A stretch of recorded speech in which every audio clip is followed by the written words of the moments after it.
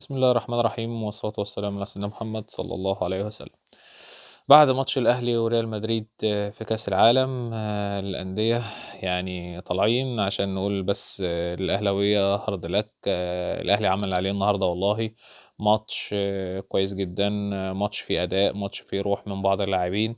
بصراحة يا جماعة إحنا دايمًا كنا بنطلب من الأهلي في الماتشات الكبيرة ما تقفش ورا، العب، هاجم، اعمل هجمات، حتى لو هتتغلب ما فيش مشكلة خالص.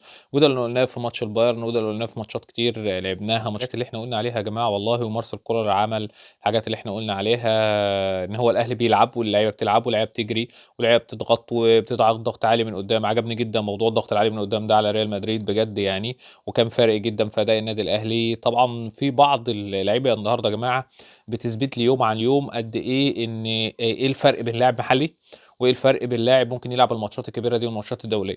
الأجيال اللي فاتت يا جماعة اللي هي زي حسام غالي، زي أبو تريكة، سيد معوض، زي إسلام الشاطر، زي وائل جمعة، الناس دي يا جماعة كانت بتحب جدًا تلعب الماتشات دي، لإن عارفة إن اللعيبة دي عندها إمكانيات عالية هتمكنها إن هي تلعب الماتشات دي بسهولة، حتى لو أنت في فارق. وطبعًا إحنا شُفنا الكلام ده في كأس العالم للقارات، وشُفنا الكلام ده في كذا حاجة يعني.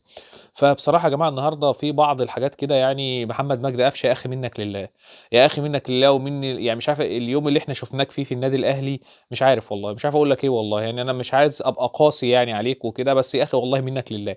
يا عم حرام عليك، حرام عليك، أنت شُفتش يعني الكورة جاية لك مقشّرة، هاعمل إيه؟ يا هاشوطها واحدة في الجون وتبقى واحدة، يا إما هاهدى عليها وآخدها لورا وأحطها. مش عارف والله، مش عارف. بعض التغييرات الغريبة النهارده برضه بمارسيل كولر، بغض النظر إن هو مدرب كويس ومدرب كبير، بغض النظر يعني، بس حسين الشحات عامل ماتش عالي، ماتش عالمي من أول الماتش. أطلّعه ليه؟ أطلّعه ليه؟ محمد مجدي قفشة في الملعب ما بيعملش حاجة، الناحية التانية الجبهة الشمال علي معلول وعبد القادر، أنت شايف إن الدنيا مش ماشية، خلاص غيّر، طلّع أحمد عبد القادر ونزّل بيرستاو. ما تطلّعليش حسين الشحات اللي بيلعب مع محمد هاني وعاملين شغل كويس وتنزّل.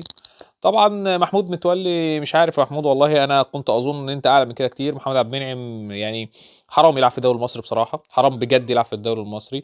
أليو ديانج أقل من كل ماتش النهارده. حمدي فتحي لمّا نزل إيه الجمال ده يا حمدي فتحي والله، ومش عارف حمدي فتحي يقعد على الخط ليه؟ روح وحماس وجري وأداء، مش عارف والله. طبعًا بيرسي تاو مش عارف برضه النهارده ما خدش وقت كفاية يعني، بس ما شُفتلوش أي بصمة. طبعًا كهربا نفس الحكاية.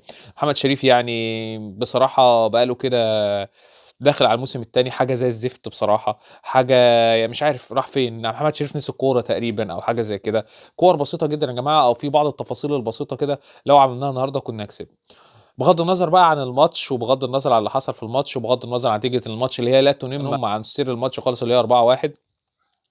في بعض الكائنات الغريبة عن الأرض، بعض القنوات الفضائية اللي إحنا بقى لنا فترة كبيرة ما سمعناش صوتها، طالعة تحفّل وطالعة تعمل بوستات وطالعة تعمل memes وطالعة تعمل صور على لعيبة النادي الأهلي. يا جماعة الأهلي بيلاعب ريال مدريد، خلّي عندكم دم بقى، خلّي عندكم دم وركّزوا بقى في الفرقة بتاعتكم اللي مش عارفة يعني مش عارفة تروح أكتر من الدوري المصري يعني.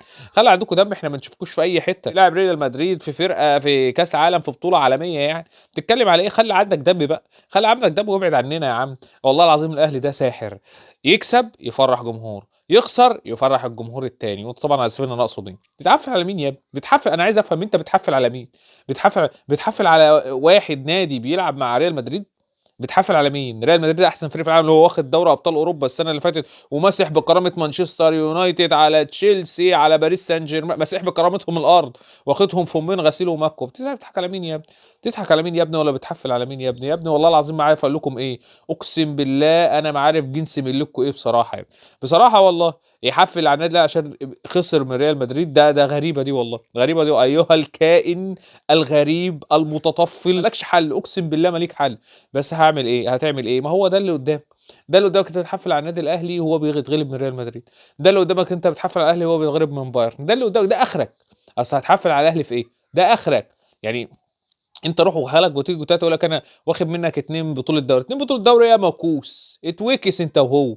ما ارجع للدوريات كده وتعرف بقى الفار عمل لك إيه والحكام عملت لك إيه. ارجع موكوس منك ليه؟ بتتكلم على إيه؟ بتتكلم على إيه يا موكوس اللي ما بتلعبش غير دوري؟ دوري أبطال أفريقيا بقى لك سنين ما شميتهاش. يا عم بتتكلم على إيه يا موكوس؟ كأس العالم ده من أيام 2002 وأنت عمال تواوي، عمال تواوي نفسي أطلع كأس العالم، هنروح كأس العالم، واحد الكبير بتاعكم مش هيعتزل إلا لما ألعب كأس. تلعب فين يا عم؟ تعرف أنت لو لعبت من آخرك تبقى كفاية، يعني حاجة زي الزفت والله العظيم.